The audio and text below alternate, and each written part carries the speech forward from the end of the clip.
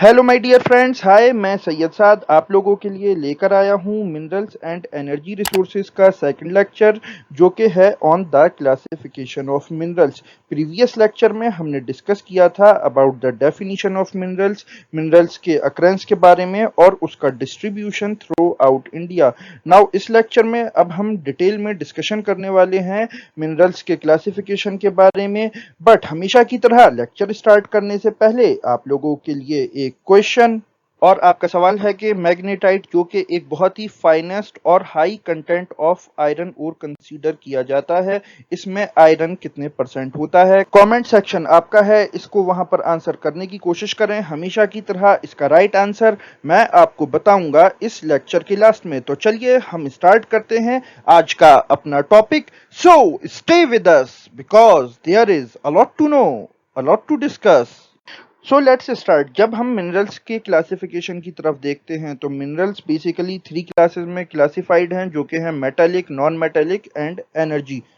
तो इस लेक्चर में हम डिस्कस करने वाले हैं मेटालिक मिनरल्स के बारे में। फिर जब हम मेटालिक मिनरल्स के बारे में बात करते हैं तो मेटालिक मिनरल्स फर्दर तीन क्लासेस में डिवाइडेड हैं। ये हैं ferrous, non ferrous and precious.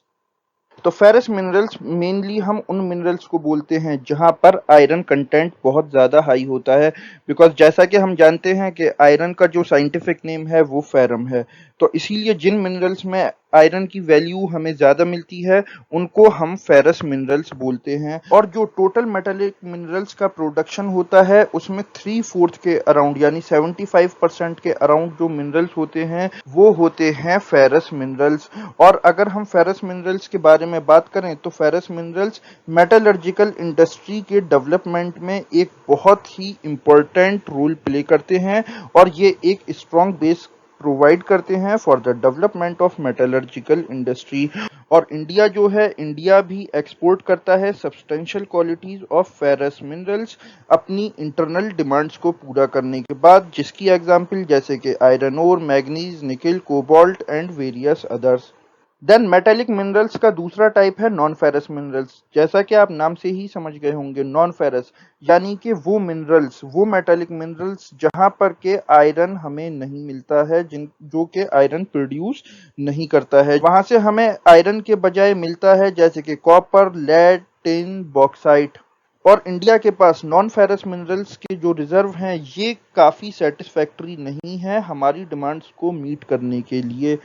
फिर मेटालिक मिनरल्स का लास्ट टाइप है प्रीशियस मिनरल्स। ये बेसिकली वो मिनरल्स होते हैं जिनको के काफ़ी कॉस्टली कंसीडर किया जाता है, बिकॉज जो इनका प्रोडक्शन रेट होता है ये काफ़ी लो होता है, जिसके एग्जाम्पल जैसे कि gold, silver, platinum.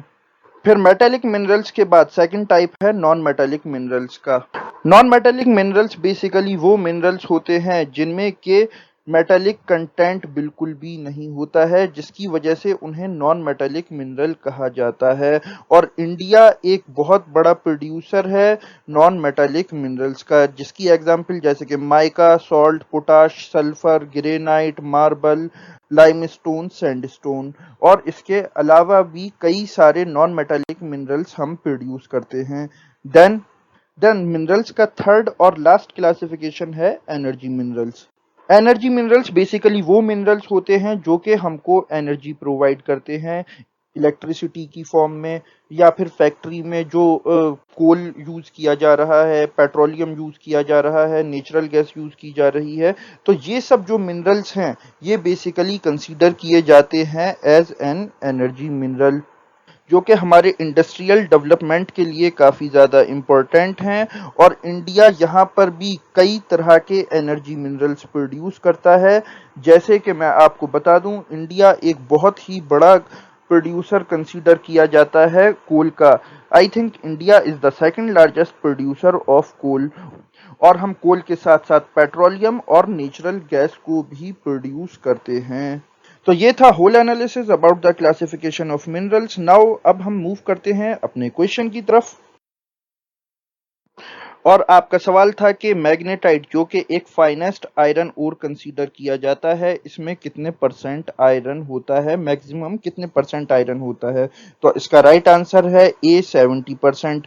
I hope आपको ये वीडियो काफ़ी अच्छा लगा होगा। इसी तरह के और इन्फॉर्मेटिव एजुकेशनल कंटेंट के लिए आप सब्सक्राइब करें हमारे चैनल को।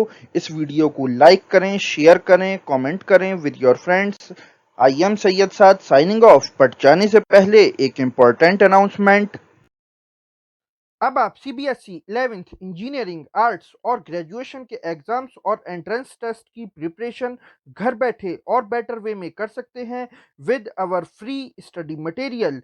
इसके साथ आप डाउनलोड कर सकते हैं वेरियस बोर्ड्स और यूनिवर्सिटीज़ के syllabus from our website tutorbasket.com। और इसके साथ ट्यूटर बास्केट आपके लिए लाया है यूनिक और premium test series with exciting offers. और इसके साथ रेगुलर अपडेट्स के लिए आप हमको फॉलो कर सकते हैं on various social media platforms such as Twitter, Instagram and Facebook at Rosh study.